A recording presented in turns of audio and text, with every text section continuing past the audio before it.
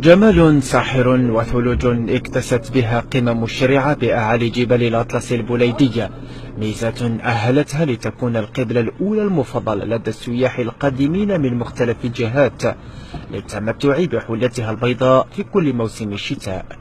وراك تشوف 900 متر ما شاء الله راه يطيح، مازال اكثر واكثر. قال لك مازال بالك واحد 4 جور ولا 5 جور يزيد يطيح. في بليده وطلعنا شريعة، عندنا شالي بشريعة، طلعنا نشوفوا فقدنا شالي. لا باس طريق لاميريك تكون في خدمتها تاع بونشونسيوم، يخدموا يحلوا في الطريق نورمال.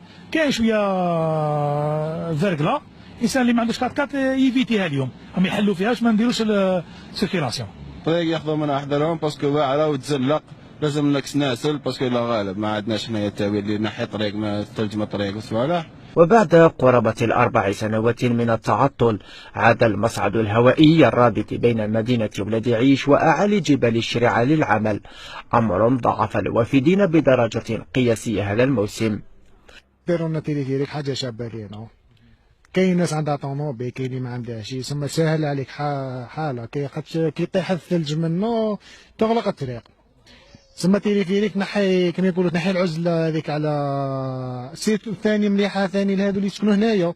رغم جمال هذه المنطقة الساحرة، إلا أن غياب مرافق الإطعام والتسلية يبقى السمة الأبرز، فلا أثر للتنمية السياحية التي أعلنت عنها الحكومة في المنطقة، مما أفقدها بعدها الجمالي الخلاب. برك خاصة حاجة شوية، خاصة شوية حوانات منها، شوية إمكانيات.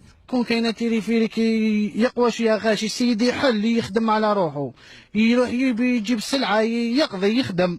بصح كي تكون ما كاش الغاشي هكا ما عندوش واش يخدم. منطقة الشريعة الغنية بمناظرها الفاتنة والمعدومة بخدماتها السياحية تنتظر قرارات فعلية لفتح المجال أمام المستثمرين وتحويلها إلى منتجع سياحي يتوافق وخصوصية جاذبيتها الاستثنائية.